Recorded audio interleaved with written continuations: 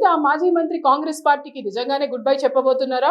ఇంతకీ అధికారంలో ఉన్న కాంగ్రెస్ పార్టీని వీడి వెళ్లిపోవాలనుకుంటున్న ఆ మాజీ మంత్రి ఎవరనేది ఇప్పుడు తెలుసుకుందాం. తాజాగా తెలంగాణలో మున్సిపల్ కార్పొరేషన్ ఎలక్షన్స్ జరిగి ఈ ఎలక్షన్స్ లో కాంగ్రెస్ భారీ మెజారిటీ సాధించిన సంగతి మనకు తెలిసిందే.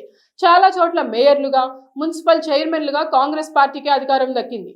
ఇదిలా ఉంటే జగిత్యాలలో చాలా రోజుల నుండి బీఆర్ఎస్ పార్టీలో గెలిచి కాంగ్రెస్ పార్టీతో సన్నిహితంగా మెదులుతున్న ఎమ్మెల్యే సంజయ్ మీద మాజీ మంత్రి జీవన్ రెడ్డి మండిపడుతున్న సంగతి మనకు తెలిసిందే. అయితే బీఆర్ఎస్ పార్టీలో గెలిచిన సంజయ్ పార్టీ మారినట్టు బీఆర్ఎస్ పార్టీ ఆరోపించినప్పటికీ స్పీకర్ మాత్రం సంజయ్ పార్టీ మారలేదని, పార్టీ మారినట్టు ఎలాంటి ఆధారాలు లేవని కొట్టిపారేశారు.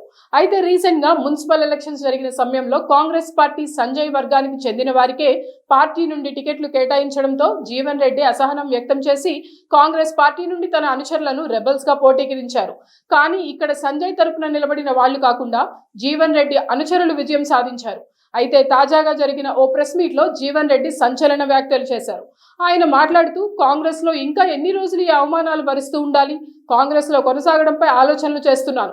భవిష్యత్తు ఎలా ఉంటుందో గోచరించడం లేదు.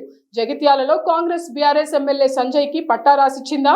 ఆయన ఎమ్మెల్యేగా ఉన్నంతకాలం నాకు ఈ అవమానాలు తప్పవు. స్పీకర్ సంజయ్ పార్టీ మారలేదు అని అంటున్నాడు. కానీ సంజయ్ మాత్రం తన సంసారం మొత్తం కాంగ్రెస్ తోనే చేస్తున్నాడు.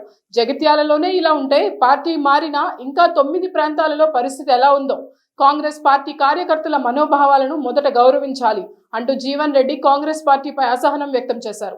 ఏది ఏమైనప్పటికీ జీవన్ రెడ్డి మాటలు చూస్తూ ఉంటే ఆయన పార్టీకి రాజీనామా చేసే ఆలోచనలో ఉన్నట్టు అనిపిస్తుంది.